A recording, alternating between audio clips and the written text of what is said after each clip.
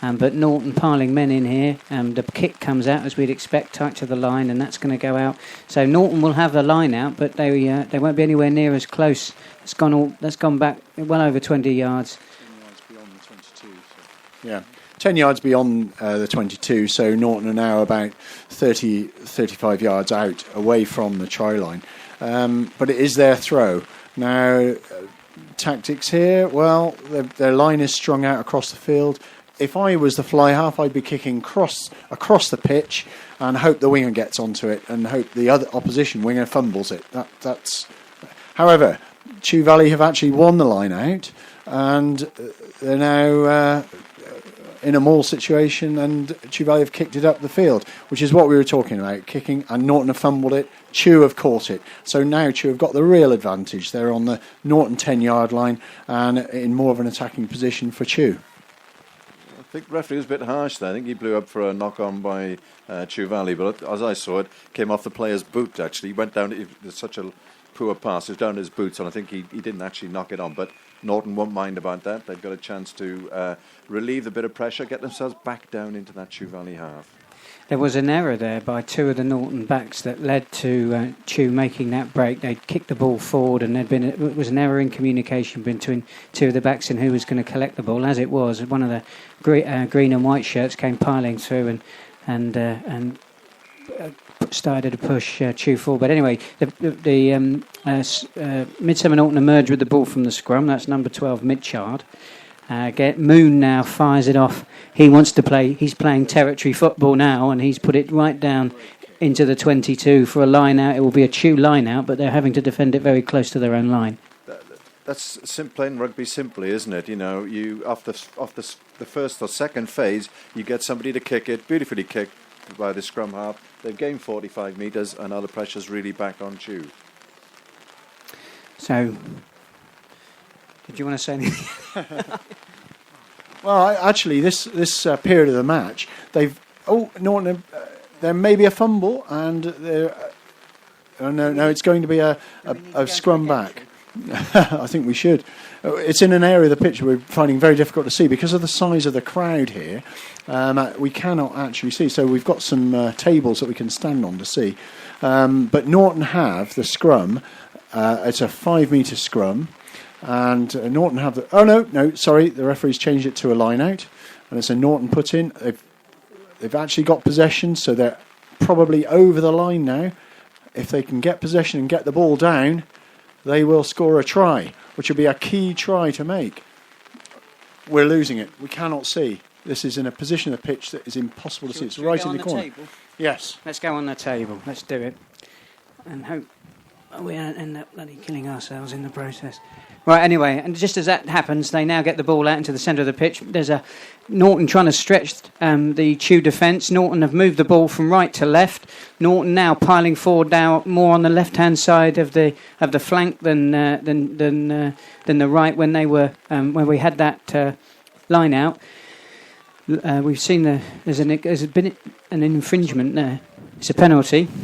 Penalty to Norton. It's penalty to Norton, and it's right next to the Chew line. So if they had done what Chew Valley did, which was take a quick tap and go over, they would probably have scored. However, now it looks as though I don't know what the referee has awarded here. The way Norton are behaving, it looks as though they're going to line it up for a kick at goal. But that close to the Chew line, surely they're going to go for the line. The other option is it was a free kick, the penalty the referee awarded. He's having a chat with two of the Norton, one of the Norton and Chew players. There may be some infringement that the ref needs to talk to them about. Should we go back down? Okay, yep, let's try. And in fact, he's looking sternly at the Midsomer Norton player, and yet it was going to be a Norton ball. So whether there's going to be some yellow cards involved here, I don't know. Let's see. No, all players staying on. That was Sawkins who was having a little conversation with the ref. He's now, it does look like they are going to go for the kick. Yeah. No, it's okay. I thought for a minute he'd actually reversed the penalty, but he hasn't. It is going to be a penalty to Midsomer Norton. We're looking for the place kicker. I assume that's what he's going to do. Who was the place kicker? Do we know who is?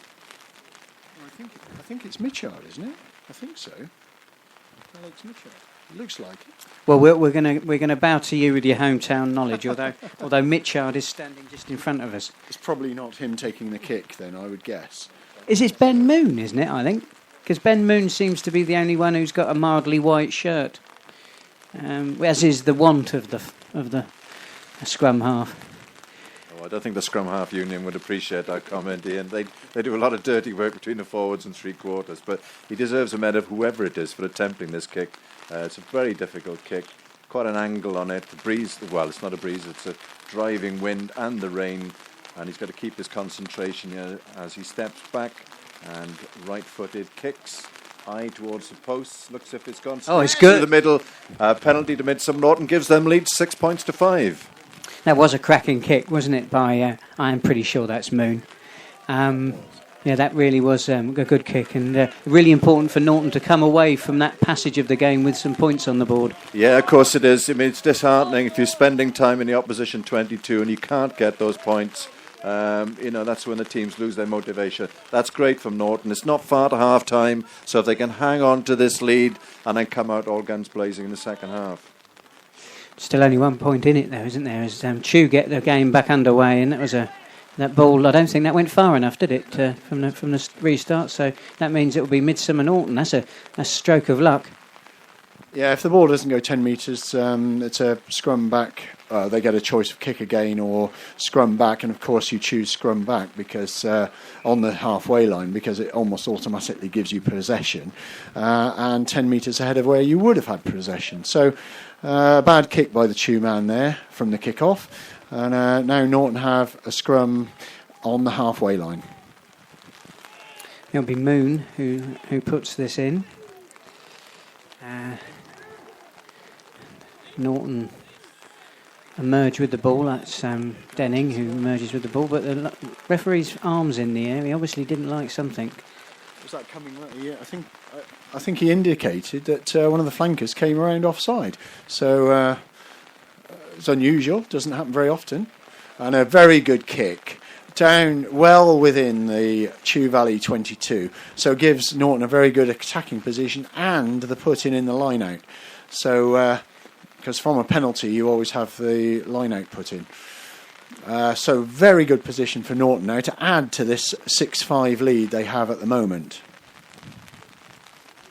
Yeah, I don't suppose one of you good gentlemen would give me an idea of how much longer this half's going to go on for. Well, according to my watch, which I can barely reach through all my waterproof gear, I think it's about another 5 minutes or so if we kicked off at 3. Just returning to Andy's comments earlier in this commentary, of course, it's important with Norton able to make use of the kicking opportunities. As they trundle forward, actually, they're very close now to the Chew Valley line. They're looking to get some more points on the board here in these closing stages. They've got a lot of go forward here, but the ball has fallen down, and it's going to be Chew that get the penalty, isn't it? There, because it's going to be a knock on there from Midsomer Norton. It was a shame because they're putting a lot of pressure on there. Chew managed to live to fight another day. One of the forwards dropped the ball. I think he had goal line fever, or try line fever, and wanted to get over the line in too much of a hurry and didn't concentrate too much. And so it's a scrum to Chew, virtually on the Chew 5 metre line. Chew put it in, and it's a good scrum for Chew. They've got a little bit of go forward, but it's merged, and they've got it. Chew have kick for touch. I think they're still just about in their half, actually. Yeah, they're still in the 22, but that was an ominous scrum from a Midsomer Norton perspective, I think, because they had a real drive on there, Chew, and it was the front row Midsomer Norton that came up, and that's what gave away the penalty. Although I have to say, giving you a penalty against the wind is probably not a great advantage, to be honest, but good relieving scrum and kick for Chew Valley. So Chew take that penalty and do manage to get it up near enough to the halfway line, just about. So just to give some idea of the importance of this match, Chew Valley have beaten Midsomer Norton twice so far this season. Once was at Chew Valley, and the score was 12 points to 6, and Norton actually scored a try that was disallowed in front of the posts, so which would have given them 7 points, and they could have won the match 13-12, which made an awful lot of difference to this match here today, because Norton would have been virtually level on points with them in that case. And the other match, a few weeks ago, they lost by about 7 points to Chew on neutral territory because it was a cup match. But only 7 points. It's not a lot between the two teams. But here today, so far, Chew would appear to have certainly the advantage. They seem to have stronger forwards and more mobile forwards that are getting to the breakdown quicker than Norton, I would have said. So it's Midsomer Norton from the scrum, Moon with Mitchard going forward in the middle of the pitch, moving into Chew territory. Moon, again, another quick ball. He's good at getting those out. Midsomer Norton now very much they were going forward. It's in conditions like this, I think it's very easy for momentum to be lost. But anyway, Midsomer Norton still have it. They're still operating very centrally in this pitch. They're sort of hunting in pairs, taking it into contact, waiting to recycle, not looking to give the ball away in a cheap turnover. Going forward again, I think Jack Rouse has got his hands on the ball. Still midway now into the. Oh no, that's Rouse now. Midway into the Chew half. Norton still probing now, moving the ball from right to left.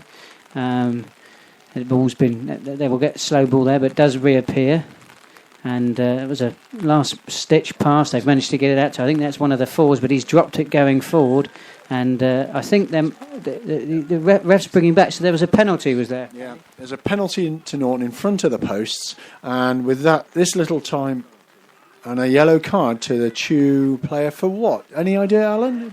I guess it's connected to the talking he gave to the both players earlier on. It must be. He must have said something like the next offence in that area will get a yellow card. He was pretty definite about it. As soon as he gave the penalty, hand went in the pocket, and it's a yellow card, which is good news for Midsomer Norton. And a penalty in a very kickable position if they decide to do that. So that means that player will spend 10 minutes off the field, which will be the end of the first half and the start of the second half. And there's a very kickable penalty here, and I'm glad that Norton are lining up to kick it over the posts. And his record so far is 2 out of 2. It is, but in fairness to Ben Moon, in these conditions, we're referring to these as kickable penalties because of how well he's done from this position before. I mean, in this driving rain with swirling winds, he's still going to be doing well to get this over. It's not an easy kick by any stretch of the imagination. It's not particularly central. It's over on the left-hand side of the pitch, not tight to the touchline, but even so, Moon now lining up. Strikes the ball cleanly, and he's got it. Yeah, he makes it metronomic. He makes it look easy, does Ben Moon. And there's the added bonus there as we hurtle, and there's not been a great deal of hurtling going on in this game, it would have to be said.